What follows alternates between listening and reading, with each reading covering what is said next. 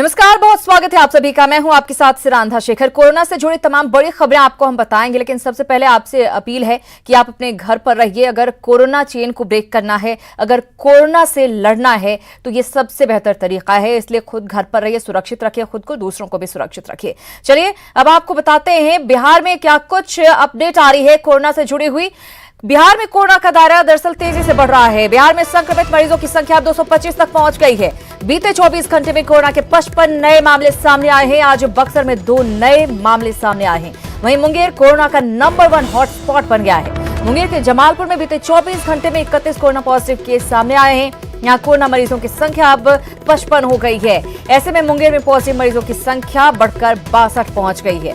यहाँ 9 मरीज स्वस्थ हो चुके हैं, जबकि एक की मौत पहचान के पहले ही हो गई थी। मुंगेर के मृतक से बनी कोरोना की चेन टूट गई थी, लेकिन कोरोना का तबलीगी जमात कनेक्शन फिर नई मुसीबत बनकर खड़ा हो गया है। मुंगेर के नए कोरोना हॉटस्पॉट जमालपुर की सीमाओं को पूरी तरह से अब सील कर दिया गया है। तो मुंगेर हॉटस्पॉट बना हुआ है।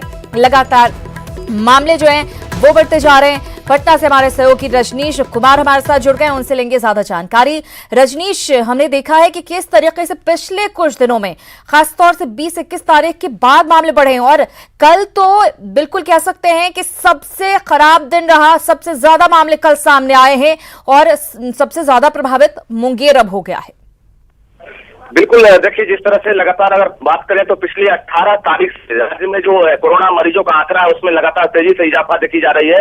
अभी फिर से जो फर्स्ट रिपोर्ट आई है उसमें बक्सर जिला के 35 वर्षीय और 67 वर्षीय शख्स में जो है पॉजिटिव की पुष्टि हुई है। कुल मिलाकर बक्सर जो है अभी हॉट स्पॉट बनता हुआ नजर आ रहा है। एक मरीज की वजह से हर जिले में जो भी हॉट स्पॉट बन रहा है, एक मरीज की वजह से लगातार लोग संक्रमित होते जा रहे हैं। और जो जिला प्रशासन की तरफ से जो मुहिम चलाई जा रही है वो मुहिम जो है बेअसर साबित हो रही है, क्योंकि जो लोग हैं जो पहले से छुपे हुए थे घर में, चाहे वो तबलीगी जमात से जुड़े हुए लोग हैं, जो शुरू में जांच नहीं करवाई, यानी स्क्रीनिंग से लेकर जो जांच का जो यहाँ पर कार्रवाई की जा रही है जांच की, उसमें लोग कहीं ना कहीं अपने आप को छुपा कर रखे। उसके बाद जो रिपोर्ट आ रही है तो धीरे धीरे ये आंकड़ा बढ़ता ही जा रहा है। राज्य में आंकड़ा बढ़कर 225 तक पहुंच गया है। राजधानी पटना की बात करें हम जी बिल्कुल, तो आंकड़ा जो है 225 तक पहुंच गया है। अब देखने वाली बात यही होगी कि किस तरीके से इसको हैंडल किया जा पाता है, क्योंकि लोग संभलने को तैयार नहीं है। लगातार अपील इसीलिए की जा रही है, अनुरोध किया जा रहा है कि आप अगर जरा सा भी सिम्टम्स आपको नजर आ रहा है या फिर आप किसी ऐसे शख्स के संपर्क में आए जो कि पीड़ित रहा है, तो आप प्लीज सामने आइए और बताइए, वरना बहुतों को इसका खामियाजा भुगतना पड़ सकता है। बहुत धन्यवाद रजनीश इस जानकारी के लिए। नजर बनाए रखें, अपडेट्स लगातार हम आपसे लेते रहेंगे। और अब आपको बताते हैं बिहार के कोरोना के जिलावार आंकड़े कि कहां पर कितने मरीज पॉजिटिव मिले हैं। हम आपको बता दें कि सबसे ज्यादा मामले मुंगेर में सामने आए हैं, और उसके बाद सीवान, नालंदा, बक्सर, ये सभी वो जगह हैं जो सबसे ज्यादा प्रभावित है। लखीसराय, पटना, सीवान, मुंगेर सब जगह के आंकड़े मैं आपको बता रहे। लखीसराय में 1, पटना में 26, सीवान में 30, मुंगेर में 62, सारण में 2, बेगूसराय में 9, नालंदा में 34, शिवहर में 1, कैमूर में 8, गोपालगंज में 3, गया में 5, नवादा में 3, भागलपुर में 5, बक्सर में 20, वैशाली में 1, भोजपुर में 1, सासाराम में 7, बांका में 2, मधेपुरा में 1 और औरंगाबाद में 2 कोरोना पॉजिटिव केस अब तक सामने आ चुके हैं। और लगातार जो मामले हैं वो बढ़ रहे हैं। कुल 20 जिले हैं जो अब तक कोरोना की जद में आ चुके हैं, और 225 अब कुल संक्रमितों की संख्या प्रदेश में हो गई है। और आपको अब दिखा रहे हैं, आप देखिए बीते 5 दिनों में किस तरह से आंकड़ा बढ़ा है। आप नजर डालिए इस पे जरा। 20 अप्रैल को जो आंकड़ा था वो 10 था, 21 को ये 17 होता है, 21 मामले 17 तारीख को सामने आते हैं, 22 तारीख को 13 मामले सामने आते हैं, 23 को 27 और 24 को किस तरह से ग्राफ बढ़ा है वो देखिए, 53 मामले सामने आते हैं। यानी कि 20 से 24 अप्रैल के दरमियान सिर्फ बिहार में 116 नए मामले सामने आ गए हैं। कुछ और खबरें आपको बताते हैं। सीवान के गोरिया कोठी प्रखंड में भी एक कोरोना पॉजिटिव मरीज मिलने के बाद इलाके को सील किया गया है। गांव के आसपास के 3 किलोमीटर के एरिया को सील कर दिया गया है और डॉक्टरों की टीम वहां पर कैंप कर रही है। सभी दुकानों को बंद करवाकर ड्रोन कैमरे के जरिए गांव पर नजर रखी जा रही है। लोग जो प्रोटोकॉल्स है उसके अंतर्गत हम लोग पूरे कंटेनमेंट जोन घोषित जो किया गया है 3 किलोमीटर एरिया को, उसको हम लोग पूरी तरह से सील कर रहे हैं। 200 मीटर पर उस घर से 200 मीटर पर एक सारे जाने जाने वाले रास्तों को सील कर रहे हैं, फिर हम लोग 500 मीटर पे कर रहे हैं, फिर उसी तरह से 1 किलोमीटर पर और फिर 3 किलोमीटर पर, मतलब 4 लेयर में पूरे आवागमन को बाधित करने का हम लोग जो प्रोटोकॉल्स है उसको हम लोग उपयोग में ला रहे हैं। साथ ही साथ सभी को हिदायत दी गई है कि सब लोग अपने अपने घरों में रहेंगे। और छपरा के अमनौर प्रखंड में मिले एक कोरोना पॉजिटिव मरीज के संपर्क में आने वाले 22 लोगों का प्रशासन को पता चला है और सभी 22 लोगों को प्रशासन ने सदर अस्पताल के आइसोलेशन सेंटर में भर्ती करवा दिया है। संपर्क में आने वाले सभी 22 लोगों के सैंपल पटना भेज दिए गए हैं और जांच रिपोर्ट का इंतजार किया जा रहा है। इस पॉजिटिव मरीज की कोई ट्रैवल हिस्ट्री नहीं है और न ही इसके संक्रमण के सूत्र का प्रशासन को पता चला है। ऐसे में प्रशासन पूरी तरह से अलर्ट है और मरीज के पूरे गांव को सील कर दिया गया है। आइए अब आपको बता दें कि कैसे एक शख्स ने तेजी से कोरोना के संक्रमण को फैलाया। मुंगेर में दरअसल एक बुजुर्ग से 54 को संक्रमण हुआ। उसके बाद 60 साल के बुजुर्ग से 54 को संक्रमण हुआ। मरकज से लौटा था ये 60 साल का बुजुर्ग। सीवान में एक शख्स ने 23 लोगों को संक्रमित किया। नालंदा में एक शख्स ने 28 लोगों को संक्रमित किया। तो देखिए किस तरीके से एक शख्स जिसको कोरोना का संक्रमण होता है वो इतने सारे लोगों में फैला सकता है। इसलिए बार बार हम आपसे अपील कर रहे हैं कि अगर जरा सा भी आपको लगता है कि आप कोरोना से संक्रमित हो सकते हैं, कुछ लक्षण हैं, तो प्लीज सामने आइए और बताइए। इधर मुंगेर, सिवान और नालंदा के अलावा सासाराम के आंकड़े को जोड़ दें तो 4 लोगों ने मिलकर 130 लोगों को संक्रमित किया है। इन 4 जिलों के जो मामले सामने आए हैं उसमें सबसे कॉमन बात यह है कि इन सभी की ट्रैवल हिस्ट्री रही है। मुंगेर के जमालपुर का 60 साल का शख्स मरकज से लौटा था और लौटने के बाद रिश्तेदारों के घर गया था, अपने धार्मिक स्थल पर गया, लोगों से खुलकर मिला। नालंदा और सीवान का मरीज दुबई से आया था। दुबई से आने के बाद इन लोगों ने अपनी जानकारी छुपाई और सरकार के निर्देश का पालन नहीं किया। सासाराम वाले मामले की बात करें, इसमें भी यही बात सामने आ रही है। यहां के पहले मरीज की भी ट्रैवल हिस्ट्री है।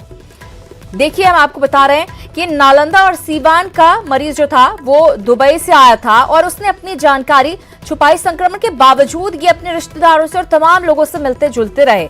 बचने के किसी भी उपाय का पालन नहीं किया गया। निर्देशों के बावजूद लगातार निर्देश दिए जा रहे थे।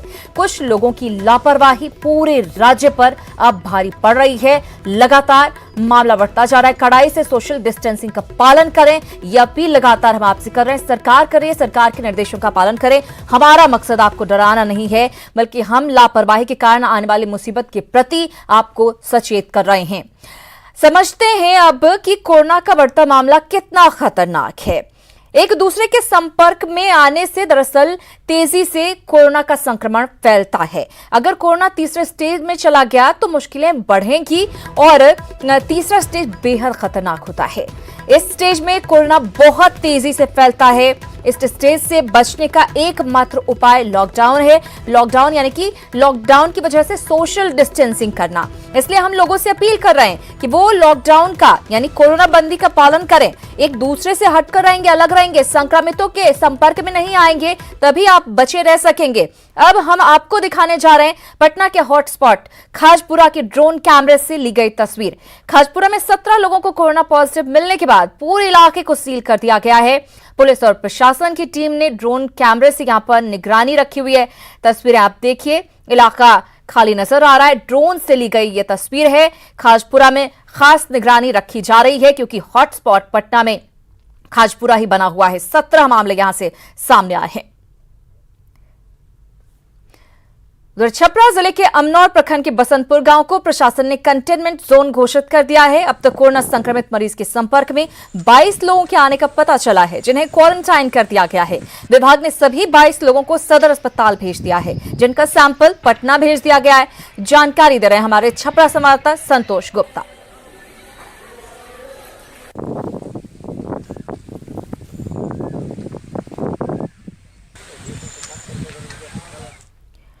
उधर कैमूर में भी कोरोना के 8 पॉजिटिव मरीज मिलने के बाद जिला प्रशासन अलर्ट पर है। सभी मरीज एक ही जगह के बताए जा रहे हैं। पूरे इलाके को इसके बाद प्रशासन ने सील कर दिया है और ड्रोन कैमरे से पूरे इलाके पर नजर रखी जा रही है। बताया जा रहा है कि ये सभी लोग सासाराम की कोरोना पॉजिटिव महिला मरीज के संपर्क में आए थे।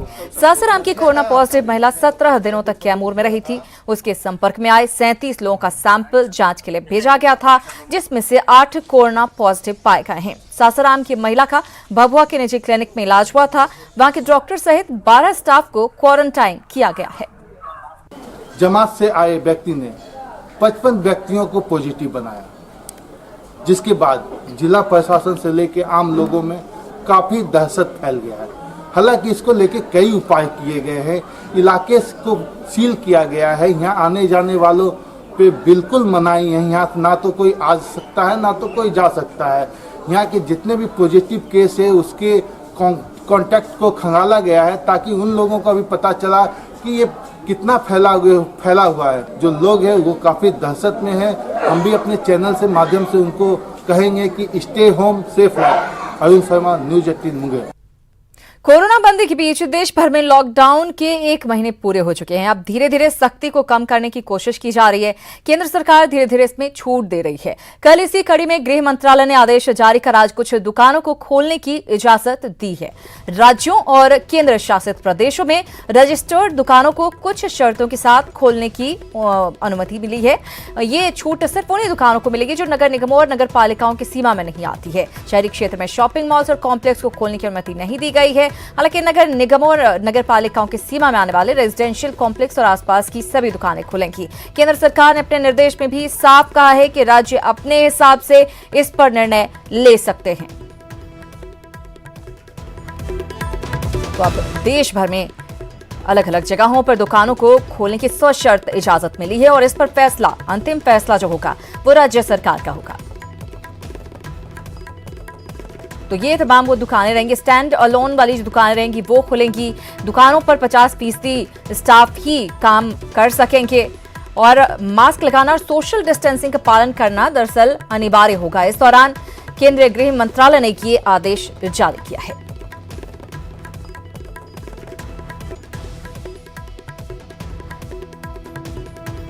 तो गृह मंत्रालय की तरफ से दिशा निर्देश के बाद अब देखना होगा अलग अलग जगहों पर किस तरह से फैसला लिया जाता है। राज्य सरकारों की तरफ से लॉकडाउन की वजह से सभी तरह के प्रतिष्ठान बंद कर दिए गए थे और सिर्फ जरूरी सामान जैसे सब्जी, फल, दवाई और किराना की दुकानों को ही खोलने की इजाजत दी गई थी। लेकिन अब केंद्र सरकार ने अपने फैसले में थोड़ा बदलाव कर लिया है। जरूरी चीजों के साथ ही गैर जरूरी चीजों की दुकानें खोलने की इजाजत दी गई है। इससे लॉकडाउन में बंद लोगों को राहत मिलेगी, साथ ही व्यावसायिक गतिविधियों को भी रफ्तार मिलेगी। हालांकि हॉटस्पॉट इलाके में अभी भी बंदिशें जारी रहेंगी। साथ ही शॉपिंग कॉम्प्लेक्स और मॉल्स अभी भी नहीं खुलेंगे। तो ये फैसला अब राज्य सरकार के हाथ में है कि कहां पर कौन सी दुकानें कब खोली जाएं। इधर केंद्र गृह मंत्रालय के गाइडलाइन के तहत आज से दुकानें खुलेंगी। हालांकि दुकानों में सोशल डिस्टेंसिंग और मास्क के साथ काम होगा और केवल 50% कर्मचारी ही यहां पर काम कर सकेंगे। रांची के हरमो बाजार के दुकानदारों ने इसकी सराहना की है। जायजा लिया हमारे संवाददाता भुवन किशोर झा ने। कहीं ना कहीं जो लोग इस कोरोना बंदी के कारण से परेशान होते थे वो सोशल डिस्टेंसिंग बना करके दुकानों तक पहुंच सकते हैं। उसके साथ साथ खरीदारी भी करेंगे।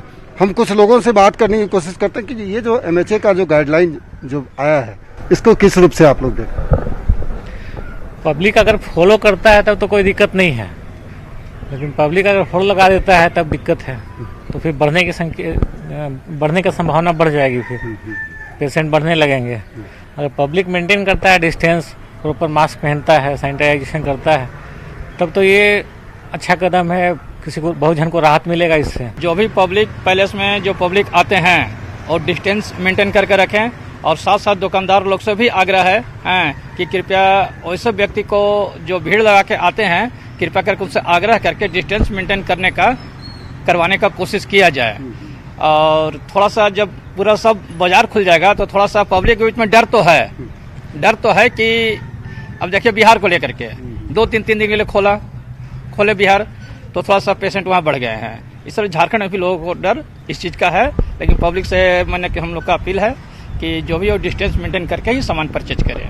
बिल्कुल जो लोगों में जागरूकता है और खास करके जो MHA का जो गाइडलाइन है उसके तहत आज से सभी जो दुकानें हैं, खास करके जो गली मोहल्लों के जो दुकान हैं, ग्रोसरी की दुकानें हैं वो खुलेंगी। लेकिन जो मास्क पहनना या सोशल डिस्टेंसिंग बना करके यहाँ पर कर्मचारी काम करते हुए दिखेंगे। कैमरा पर्सन संजय सिंह के साथ भुवन किशोर झा, न्यूज 18 रांची। ऐसे तो फेल हो जाएगा लॉकडाउन। ऐसा हम क्यों कह रहे हैं, आपको तस्वीरों के जरिए बताते हैं किस तरह की तस्वीरें सामने आ रही हैं। तस्वीरें आपके सामने आप देख सकते हैं, 3 तस्वीरें बिहार के अलग अलग जिलों की तस्वीरें हैं, वो भी महज 24 घंटे के भीतर की, जहां ना लॉकडाउन का पालन हो रहा है और ना ही कहीं पर सोशल डिस्टेंसिंग की बात लोग मानते हुए नजर आ रहे हैं। तस्वीरों को देखकर आपको भी हैरानी हो रही होगी कि जिस मकसद से देश में लॉकडाउन है वो आखिर कैसे सफल होगा अगर ये स्थिति रही। ये कतारें और ये भीड़, ये खड़े लोग सिर्फ अपनी ही नहीं बल्कि पूरे देश के लोगों की जिंदगी को खतरे में डाल रहे हैं। बेतिया, नवादा और छपरा की ये तस्वीरें डरा रही हैं। आइए लॉकडाउन तोड़ रहे कुछ और लोगों की तस्वीर आपको दिखाते हैं। नवादा से तस्वीर सामने आई है। यहां पर बक्सोती बाजार में लोग लॉकडाउन और सोशल डिस्टेंसिंग का उल्लंघन करते हुए नजर आ रहे हैं। देखिए तस्वीरें, बैंक से पैसे निकालने के दौरान लोगों को जरा भी सोशल डिस्टेंसिंग का ख्याल नहीं रहता। हद तो इस बात की है कि कई महिलाओं को कोरोना बीमारी के बारे में कोई जानकारी नहीं है। महिलाओं की माने तो बैंक वालों ने ही उन्हें एक साथ बिठा दिया है। लॉकडाउन नहीं होता तो हालात और भी ज्यादा बुरे होते, इसलिए हम कह रहे हैं लॉकडाउन का पालन कीजिए। ICMR के अनुसार जब संक्रमण के सोर्स का पता नहीं चले तो उसे कम्युनिटी ट्रांसमिशन कहते हैं। कोरोना वायरस दूसरे स्टेज में है। कोरोना का ये तीसरा स्टेज होता है जो बेहद खतरनाक होता है। इस स्टेज में कोरोना बहुत तेजी से फैलता है। इस स्टेज से बचने का एकमात्र उपाय लॉकडाउन है। इसलिए हम लगातार लोगों से अपील कर रहे हैं कि वो लॉकडाउन का पालन करें, क्योंकि कोरोना वायरस के स्टेज 3 पर पहुंचने पर स्थिति बेहद खराब हो सकती है। अब बात दूसरे राज्यों में फंसे छात्रों की। दूसरे राज्यों के छात्र कोटा से घर लौट रहे हैं, जबकि प्रधानमंत्री ने साफ कहा है कि जो जहां पर है वहीं रहेंगे। बिहार के सीएम नीतीश कुमार भी बार बार लोगों को समझा रहे हैं, कह रहे हैं कि जो जहां पर हैं वहीं रहें, उनके लिए वहीं पर व्यवस्था की जा रही है। फिर भी लोग हैं कि नहीं मान रहे। सबसे ज्यादा मांग कोटा से छात्रों को लाने की हो रही है। कोटा में पूर्णिया के भी सैकड़ों छात्र फंसे हुए हैं। कुछ छात्रों ने सोशल मीडिया के जरिए सरकार से वापस बुलाने की गुहार लगाई है। में है, लेकिन बार बार यही कहता कि मम्मी हम कब आएंगे घर, लेकिन हम लोग तो कुछ कर नहीं पाते हैं। तो ऐसी स्थिति हर एक माँ की होगी। इस कोरोना की वजह से बहुत सारे बच्चे मतलब अपने माता पिता के पास जाने के लिए तड़प रहे हैं, लेकिन कोई परिस्थिति नहीं आ रही है उनसे मिलने के लिए। तो हम चाहते हैं कि किसी न किसी तरह से वो बच्चे हमारे पास चले आए। तो एक बच्चा जो कोटा में फंसा हुआ है उसकी मां को आपने सुना, लेकिन सवाल है कि आखिर इस स्थिति में जब कहा जा रहा है जो जहां पर है वहीं रहे, छात्रों को बुलाना क्या सही होगा? छात्रों को वापस बुलाना लॉकडाउन का दरअसल मजाक होगा। जब भीड़ जुटेगी तो लॉकडाउन का आखिर मतलब क्या रह जाएगा? क्या सोशल डिस्टेंसिंग रह पाएगी? लोग नहीं मानेंगे तो वायरस से आखिर पार कैसे पाएंगे? आना जाना बंद नहीं करेंगे तो लॉकडाउन से आखिर फायदा क्या हुआ? जो मकसद था वो मकसद कैसे पूरा होगा? और सोशल डिस्टेंसिंग से ही बचा जा सकता है कोरोना से, क्योंकि अभी तक कोई वैक्सीन नहीं आई है, कोई दवाई नहीं आई है जो कि कोरोना पर काम कर रही हो। लगातार कहा जा रहा है, फिर भी लोग नहीं समझ रहे। समझना पड़ेगा, कोरोना से बचना है तो। कुछ ही पलों में लौट रहे हैं कुछ और अपडेट्स के साथ। आप बने रहिए हमारे साथ।